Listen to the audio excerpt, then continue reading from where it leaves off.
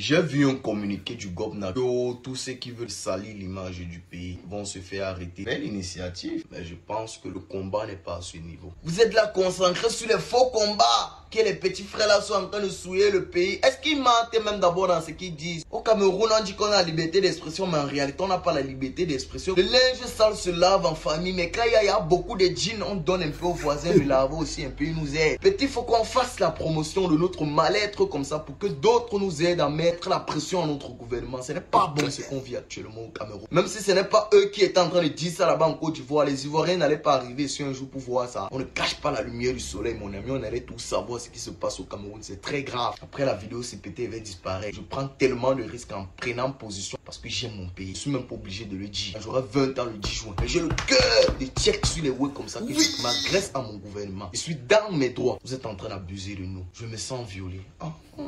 Eneo dépasse Bogda. Je ne comprends pas comment tu as même l'argent pour payer les factures que les gars te volent sur ça. Parce qu'au Cameroun, ce que tu consommes, c'est x2 qu'on fait, on vient te donner. Souvent même x3 si tu t'amuses mal. Ça va faire presque un mois que le service de prépayé ne marche pas au Cameroun. On meurt. Certains Camerounais maintenant ont décidé de tchouquer en direct. Pour ceux qui ne comprennent pas, ils sont en train de voler le courant. Ils n'ont pas de choix. Ils ont l'argent pour payer. Le service est indisponible depuis un mois d'un pays comme le Cameroun. Ils décident maintenant de tchouquer en direct. C'est comme ça que Eneo envoie ses agents. Ça, c'est un truc que j'ai vécu le matin. Chez le voisin, j'ai plié seulement le doigt comme ça que les gars arrivent un peu dans ma concession. Ils devaient couper les noyaux d'un gars d'Eneo. Donc Eneo est conscient que le service n'est pas en train de passer. Eux, ils ne se posent pas les questions que nous on fait comment. Donc on doit rester dans le noir. Ils envoient encore les agents faire des contrôles. Vous n'êtes pas normaux dans le pays ici. Et vous qui dites qu'on est le fer de lance, vous n'entretenez pas le fer là, ça va se rouiller. Comme vous, on va vous ressembler. Vous prétendez construire des choses pour les jeunes, mais les jeunes ne sont pas au courant de la chose en question.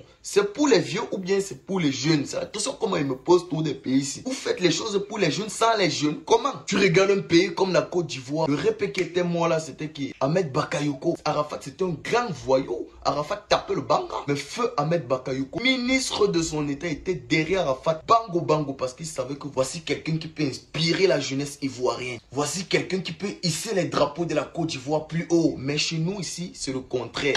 Non seulement le gouvernement n'est pas avec nous, mais ils sont contre nous. Et comme le peuple est tellement endoctriné, vous allez venir nous dire que l'Embole est bête, le Maïmoun est trop bien. Vous voyez une industrie musicale là où les gars se soutiennent, ils se serrent les coudes parce que même l'État met la main dessus. Nous ici, on a abandonné à nous-mêmes. La Sonacam ne paye pas les artistes. On n'a pas les droits d'auteur ici. Ceux qui font même la musique ici, c'est comme Boza. C'est comme si tu prenais la Méditerranée. Le répé a pris la parole. Il a dit que les jeunes doivent s'inspirer de Francis Ngannou.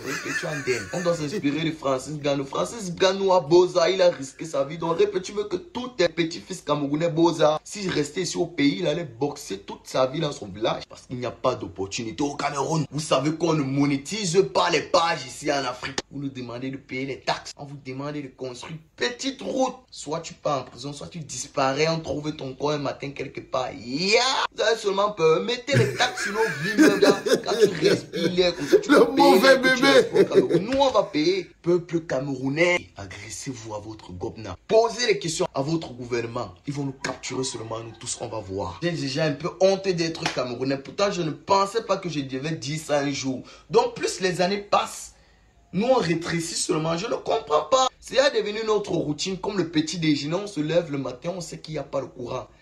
Donc tu donnes un peu, tu n'aimes que tu n'as pas mis ton téléphone en charge. C'est les pleurs du mollet. Ça revient vers 21h. Eh, s'il vous plaît, peut-être vous pensez que dormir dans le noir nous dérange. Non.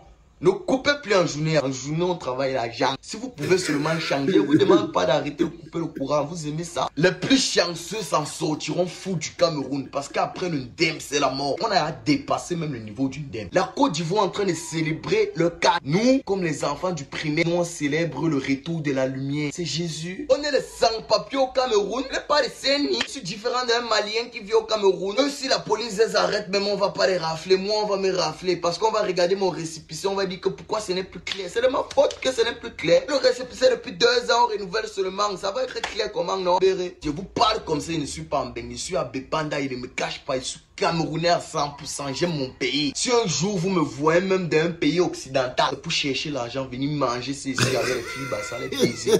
On a de belles femmes ici, on a de la bonne nourriture, pour ne pas dire la meilleure nourriture en Afrique, au monde même. Ce qui à Bamenda a commencé comme un jeu, vous nous avez tout béni que non, c'est un petit conflit, on va arranger. Ça fait plus de 5 ans aujourd'hui que les enfants n'arrivent pas à partir à l'école normalement. Pourtant nous on est ici à Douala. On vit notre best life. Voilà, c'est le paradis de Bamenda. Ils vivent là-bas comme à Chicago, comme si c'était en Ukraine. Tu sors comme ça, tu seulement papa. C'est comme ça que la vie est à Bamenda. Parce que vous êtes ici à Douala, vous mangez le porc, vous toumaillez les filles. Vous ne connaissez pas ce qui se passe dans votre propre pays. Les gens meurent à Bamenda encore. Imaginez un peu si c'était les gars de Douala qui avaient check comme ça. C'est que c'est la guerre actuellement qui est au pays.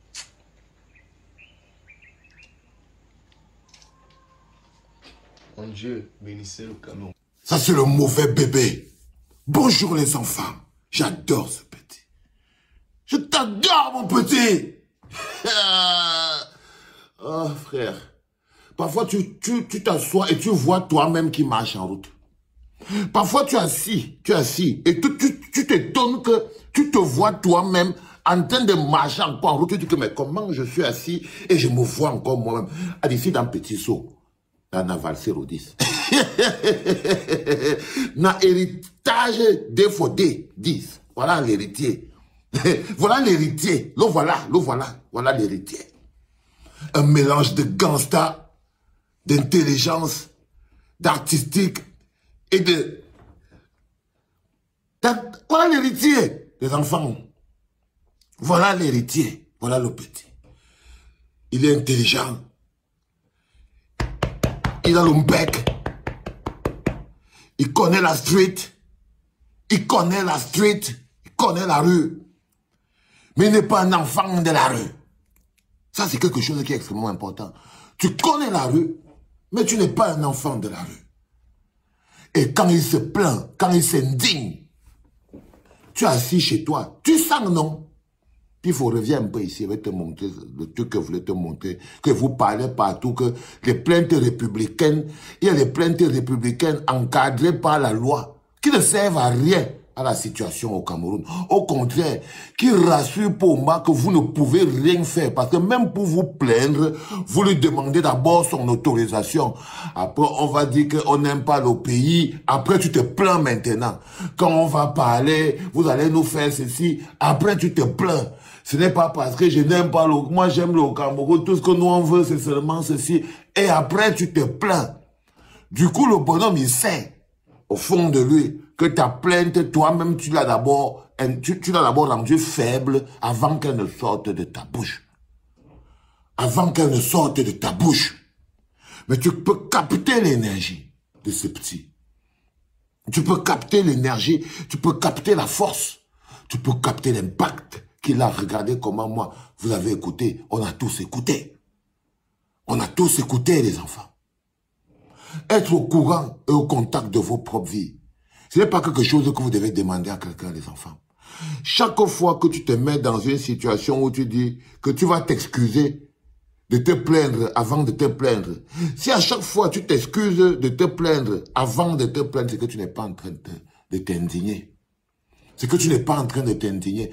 On ne peut pas demander l'autorisation à l'oppresseur de s'indigner. C'est-à-dire que, monsieur l'oppresseur, est-ce que je peux vous m'autoriser à m'indigner? Il te dit, oui, mais indigne-toi dans le cadre du respect de la Constitution, donc des plaintes républicaines. Tu dis, moi, je ne veux pas pleurer plus fort que en bas, comme ça. Je pleure, mon petit, comme ça. Non, on le dit, oui, mais il dit, mais pleure plus petit. Tu dis aussi, toi, tu commences à pleurer beaucoup plus petit.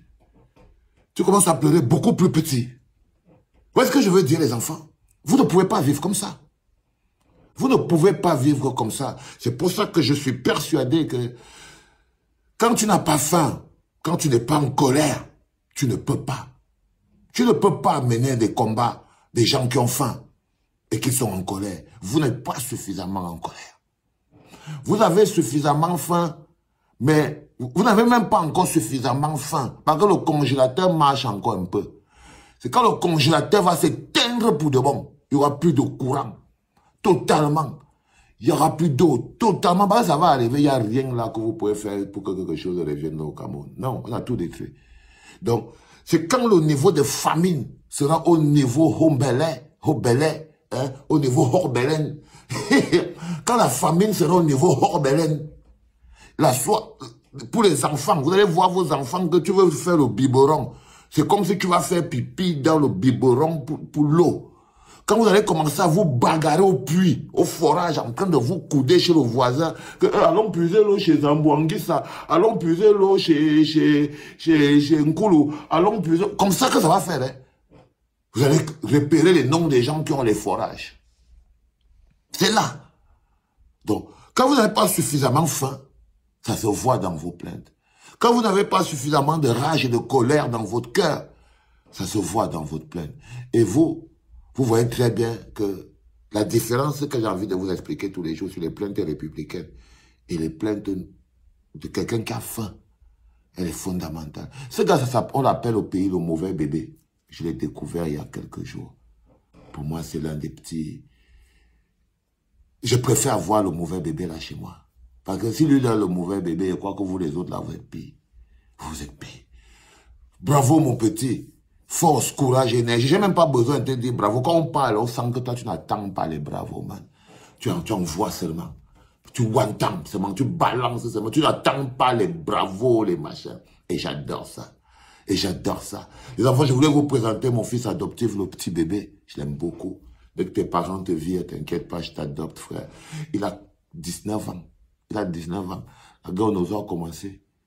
En 2016, ça dit que fighting. Donc, sur ces 19 ans là, tu enlèves 3 ans. Tu vois, non? Il avait quel âge? Il avait donc peut-être quelque chose comme 16 ans, comme ça. Non, il avait quelque chose comme 15 ans, un enfant.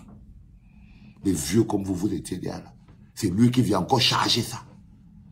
Il avait 15 ans, 14 ans, quand ça a commencé, le petit mauvais bébé. C'est lui qui vient encore charger ça. Les vieux comme toi, vous êtes là. Quelle honte.